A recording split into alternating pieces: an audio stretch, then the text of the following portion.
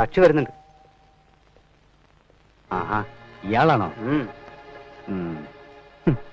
അതൊന്ന് പൊതിഞ്ഞു. ഇതൊന്നും പൊതിയേണ്ട കാര്യമില്ലടൂ. മിഠായി വാങ്ങുന്ന പോലെയല്ലേ ആൾക്കാർ വാങ്ങിച്ചോണ്ട് പോണേ. എന്നാലും ആൾക്കാരുണ്ടെങ്കിൽ മോശം.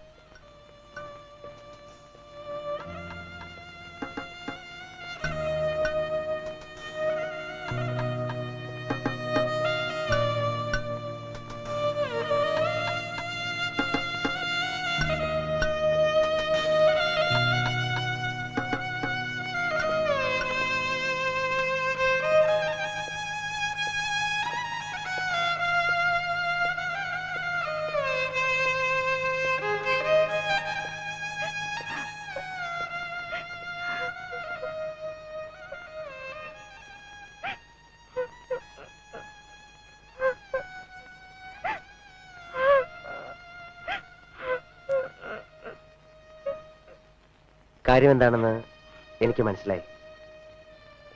വരുന്ന വഴിക്ക് ഞാൻ കണ്ടു. ലക്ഷ്മി ഇങ്ങനെ കരഞ്ഞതുകൊണ്ടോ വിഷമിച്ചതുകൊണ്ടോ അത് എഴുതി വെച്ചവര് മാച്ചു കളയാനൊന്നും പോകുന്നില്ല. സത്യം എന്താണെന്ന് നമുക്കറിയാം. പക്ഷെ നാട്ടുകാരെ അതൊന്നും ബോധ്യപ്പെടുത്താൻ പറ്റില്ലല്ലോ. ഏതൊരു പെൺകുട്ടിക്കും സഹിക്കാൻ കഴിയാത്ത ഒന്നാണ് ഉണ്ടായതെന്ന് അറിയാമെങ്കിലും പറയുകയാണ്. സാരമില്ലാന്ന് കരുതിയ വിഷമം കുറെയൊക്കെ മാറിക്കിട്ടും. കരയണ്ട. ഇങ്ങനെ കരഞ്ഞാൽ എന്നെ കുറെ വിഷമിപ്പിക്കാമെന്നല്ലാതെ എന്താ കാര്യം?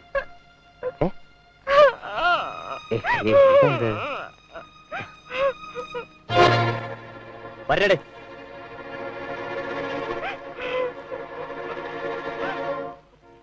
ആരെങ്കിലും എന്തെങ്കിലുമൊക്കെ എഴുതി വെച്ചെന്നും പറഞ്ഞ് എനിക്കൊരു വിഷമവുമില്ല. രാമേന്ദ്രൻ എനിക്കറിഞ്ഞൂടെ? ദേ, വേണമെങ്കിൽ നമുക്കൊരു കാര്യം ചെയ്യാം. ആരും കാണാണ്ട് ഇപ്പൊ തന്നെ പോയി ആ പെണ്ണിന്റെ പേര് എഴുതിയിരിക്കുന്നൊക്കെ മാച്ച് അവിടെയൊക്കെ എന്റെ പേര് എഴുതി വെക്കാം. എന്താ ഐഡിയ ഒക്കെ കൊള്ളാം. താനീ പറഞ്ഞത് എന്നെ രക്ഷിക്കാനല്ലെന്നും തന്റെ ഒരു അസൂയ കൊണ്ട് മാത്രമാണെന്നും എനിക്കറിയാം. അസൂയ കൊണ്ട് തന്നെയാ. രാമേന്ദ്രൻ അറിയോ, രാമേന്ദ്രന്റെ പേരിന്റെ കൂടെ വേറെ ഏതൊരു പെണ്ണിന്റെ പേര് എഴുതിയാലും എനിക്ക് സഹിക്കില്ല. പക്ഷേ എനിക്കിഷ്ടമാണെങ്കിലോ? അതുകൊണ്ട് തന്നെയാ വേറെ ആരെങ്കിലും ഇനി എന്തെങ്കിലുമൊക്കെ എഴുതുന്നതിന് മുമ്പ് നമ്മുടെ വെഡിങ് ലെറ്റർ അടിച്ചു കളയാന്ന് വെച്ചത്. സാറിന് ഏതാ വേണ്ടെന്ന് സെലക്ട് ചെയ്യും. തനിക്ക് ഏതാ ഇഷ്ടം? അത് ഞാൻ പിന്നെ പറയാം. ആദ്യം സാറിന് ഇഷ്ടപ്പെട്ട ഏതാണെന്ന് പറ.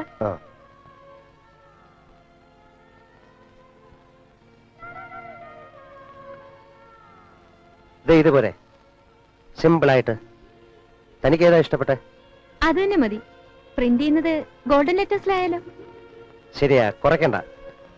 നമ്മുടെ കല്യാണക്കുറി സുവർണ ലിപികളിൽ ആലേഖനം ചെയ്യപ്പെടട്ടെ, അല്ലേ?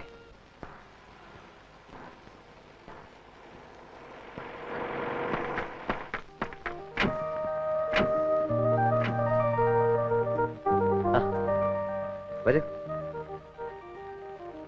ലക്ഷ്മി, ദേ അവര് വന്നു. ഇരിക്കും. അല്ല, നമ്മളാരാ? കുട്ടിയുടെ സ്വന്തക്കാരനാണോ? സ്വന്തക്കാരനാണോ ചോദിച്ചാൽ അല്ല.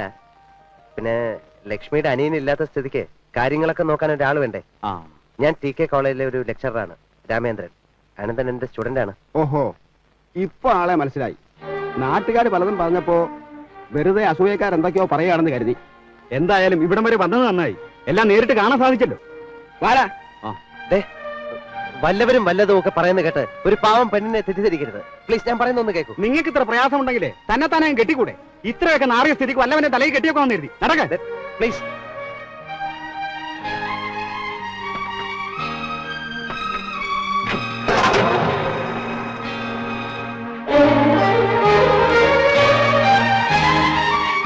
ലക്ഷ്മി,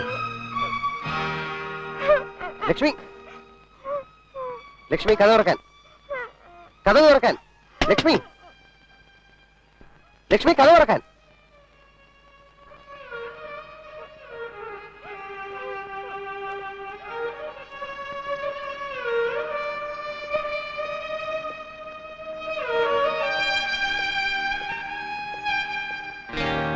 സാർ അങ്ങനെ അങ്ങ് പോയാലോ? ഞങ്ങൾ കുറെ നാളായിട്ട് കാണുന്നതാ. രാത്രിയും പകലുമല്ലാതെ ഇവിടെ കയറി ഇറങ്ങി ഒരു പെണ്ണിന്റെ ജീവിതം തൊലച്ചില്ലേ? ഇതിനൊരു സമാധാനം ഉണ്ടാക്കി ഇവിടുന്ന് പോയാൽ മതി. താനും ഈ പെണ്ണുമായിട്ട് എന്താ ബന്ധം? എന്താ ബന്ധമെന്ന് പറയടോ. നാക്കിറങ്ങിപ്പോയോ? ബന്ധം എന്താണെന്ന് പറയാതെ അന്നെ ഇവിടുന്ന് വിടൂല. ഞാൻ താലി കെട്ടാൻ പോകുന്ന പെണ്ണാണിവള്. എനിക്ക് ഇഷ്ടമുള്ളപ്പം ഇവിടെ വരും പോകും. എന്നെ തടയാൻ ഇവിടെ ഏത് പട്ടിക്കാടാ ധൈര്യം?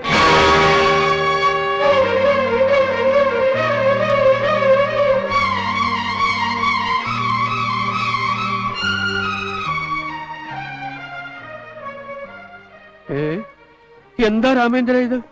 നീ ഈ പറയുന്നത് സത്യമാണോ? അതെ, എനിക്കങ്ങനെ ചെയ്യേണ്ടി വന്നു. അനാവശ്യം പറയരുത്. ഇത്രയും നാള് സ്നേഹമാണെന്ന് പറഞ്ഞ് കല്യാണം നിശ്ചയിച്ച് ഇൻവിറ്റേഷൻ അടിച്ച് പന്തല് കെട്ടി കഴിഞ്ഞപ്പോ വേറൊരുത്തെ കല്യാണം കഴിക്കണമെന്ന് പറഞ്ഞാൽ കല്യാണത്തിന് പന്തല് വരുന്നവരോട് ഞാൻ എന്ത് സമാധാനം പറയും? എന്റെ മകളുടെ ഭാവി എന്താവും? നിങ്ങൾ എന്റെ മാനം കെടുത്തരുത്. ഞാൻ നിങ്ങളുടെ കാല് പിടിക്കാം. സാറ് പറയുന്നതൊക്കെ എനിക്ക് മനസ്സിലാകുന്നുണ്ട്. പക്ഷെ എല്ലാറ്റിനും കാരണക്കാരൻ ഞാനാണ്. ഞാനാണ് ആ കുട്ടിയെ നിർബന്ധിച്ച് ക്ലാസ്സിലിരുത്തിയത്. ഞാൻ കാരണമാണ് അവൻ മരണത്തിന് മുഹമ്മരെ കണ്ടത്. ഞാൻ കാരണമാണ് ആ പാവം പെൺകുട്ടിയുടെ കല്യാണം മുടങ്ങിയത്. മിണ്ടാനും മൂളാനും പോലും കഴിയാത്ത ആ പെൺകുട്ടിയെ ഒരുപക്ഷെ ഞാൻ കൂടെ കൈവിട്ടാൽ ആത്മഹത്യ എന്നൊരു വഴി മാത്രമേ അവളുടെ മുന്നിൽ ഉണ്ടാകൂ. ഞാൻ പറയുന്നത് ക്രൂരതയാണെന്ന് എനിക്കറിയാം. പക്ഷെ ഞാനില്ലെങ്കിലും മിനിക്കാൻ സർവൈവ്. എന്നെ ഏറ്റവും അടുത്തറിയാവുന്ന നിനക്കെങ്കിലും ഞാൻ പറയുന്നത് മനസ്സിലാവുമെന്ന് കരുതുന്നു. മനഃപൂർവ്വമല്ല മോളെ, ഞാൻ പറഞ്ഞുപോയി.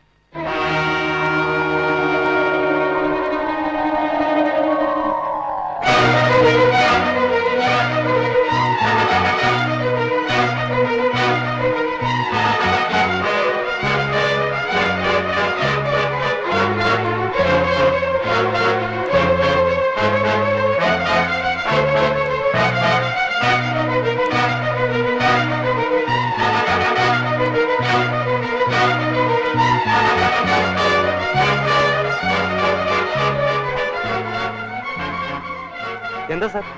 ആ രഞ്ജിയും കൂട്ടരും കണ്ടോ? മാനേജ്മെന്റിന്റെ റൂമിലുണ്ട്. ഇതൊക്കെയാണ് ഇവിടെ സംഭവിച്ചിരിക്കുന്നത്.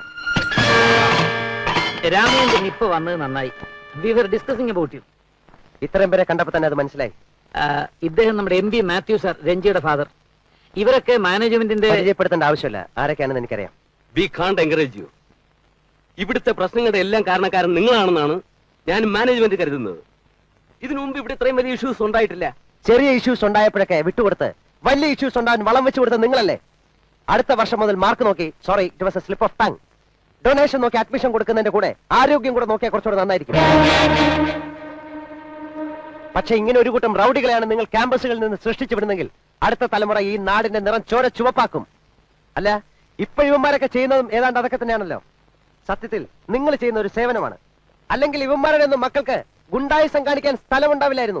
പുറത്തിറങ്ങി വല്ലതും കാണിച്ച നാട്ടുകാർ കൈവയ്ക്കും. മിസ്റ്റർ രാമേന്ദ്രൻ, നാവിന് എല്ലില്ലെന്ന് കരുതി എന്തും പറയാമെന്ന് കരുതണ്ട. നിങ്ങൾ രാഷ്ട്രീയക്കാരും ഇതുപോലെ എല്ലില്ലാത്ത നാക്ക് വെച്ചാണ് ഈ നാട്ടിൽ വായി തോന്നിയത് വിളിച്ചു പറഞ്ഞ് കൈയടി മേടിക്കുന്നത്.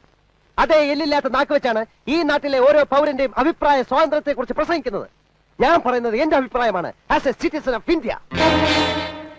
അതുകൊണ്ട് വരട്ടെ. രാമേന്ദ്രൻ, നിങ്ങൾ അതിരി കിടക്കുന്നു. ഇവിടെ എന്തിനെങ്കിലും അതിരുണ്ടെങ്കിലല്ലേ സാർ കടക്കാൻ പറ്റൂ. മിസ്റ്റർ, നിങ്ങൾ എന്താ കരുതിയത്? നിങ്ങളുടെ തോന്നിവാസത്തിന് തുള്ളാൻ ഞങ്ങളെ കിട്ടുമെന്ന് കരുതിയോ? അല്ലെങ്കിൽ നിങ്ങൾ ഇവിടുത്തെ ആരാ?